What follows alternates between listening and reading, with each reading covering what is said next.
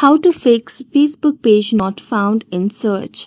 Hello everyone, welcome to this channel. I'm Emily and I'm here to help you out today. So without any delay, let's get started. Now first of all, what you have to do is just go to your Facebook application on your device. Make sure it is updated to its latest version. After that, tap on your profile at the top right corner of the screen. Then scroll down and tap on settings and privacy.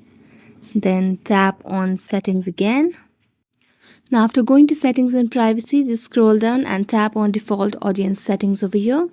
Then make sure that you change the settings of your audience to public. After that, tap on next and make sure that you use default audience settings. Tap and confirm and then done.